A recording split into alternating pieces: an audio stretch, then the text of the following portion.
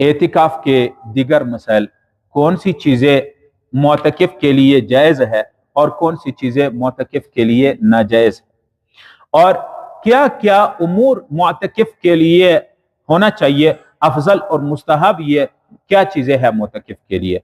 سب سے پہلے معتکف اعتکاف والا چاہے مرد ہو یا خاتون ہو، وہ لا یعنی فالتو کلمے، فالتو باتیں، فضول بات نہ کرے، قرآن کریم کی تلاوت زیادہ کثرت سے کرے، دینی کتابوں کی مطالعہ کرے، سیرت کے، نبی علیہ السلام کی سیرت، صحابہ کے حیات صحابہ اور فضائل اعمال جیسے بہترین کتابیں ہیں دینی اسلامی، ان کتابوں کا مطالعہ کرے، دینی مسائل کو سیکھنا، اسی طرح نوافل کا اہتمام کرنا۔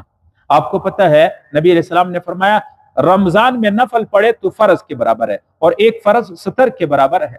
تو نوافل کا وضو کر لیا تو آ کے مسجد میں 2 رکعت تحیۃ الوضو، 2 رکعت تحیۃ المسجد، اشراق، چاشت، اوابین، تہجد، ان نمازوں کا اہتمام کرنا چاہیے۔ درود شریف، استغفار، تیسرا کلمہ اور عام دعاؤں کی خاص اہتمام کرنا چاہیے، اور ہو سکے تو صلاۃ تسبیح کا بہت بہترین موقع ہے۔ معتکف چاہے مرد ہو چاہے خاتون ہو، اعتکاف کی حالت میں بہترین چانس ہے صلاۃ تسبیح کا، اور صلاۃ تسبیح وہ تحفہ ہے کہ نبی علیہ السلام نے اپنے چچا زاد کو بتایا۔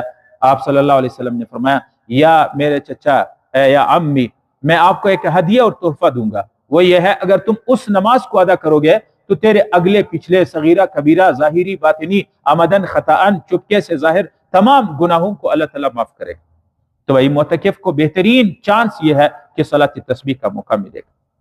اور اعتکاف کی حالت کے دوران اگر مسجد میں اور بھی لوگ بیٹھے ہیں، معتکف کو چاہیے کہ ہر ایک کے ساتھ، دیگر معتکفین کے ساتھ معمولی باتوں پہ لڑے جھگڑے نہیں، بلکہ تحمل کے ساتھ، اس لیے کہ مسجد فرشتوں کا ماحول ہے، اور یہ مسجد کی زمین زندہ ہے۔ قرآن میں ہے اذا زلزلت الارض واخرجت الارض اثقالها وقال الانسان يومئذ تحدث اخبارها، قیامت کے دن یہ زمین، یہ صفحے، یہ قیامت کے دن گواہی دے گی۔ کیا نام ہے سب؟ ہاں جی، محبوب عالم کے قیامت کے دن جہاں انہوں نے نماز پڑھی ہے، یہ زمین قیامت کے دن گواہی دے گے، محبوب عالم آیا تھا یہاں میرے اوپر سجدہ کیا۔ اس لیے معتکفین کو چاہیے کہ مسجد میں اعتکاف کے، مسجد کے یا فرشتوں کا ماحول ہوتا ہے، بہت خیال رکھے، بہت اہتمام سے، بہت تحمل سے یہ اعتکاف کا وقت گزارے۔ شیطان تو اب بھی چاہتا ہے کہ کسی نہ کسی طریقے سے، میں نے جیسے عرض کر دیا، شیطان نے ہمارے بیٹریوں کے نفس اور خواہشات کی بیٹریوں کو اتنے چارج کیا ہوا ہے کہ رمضان سے پہلے، اس لیے بہت خیال رکھے۔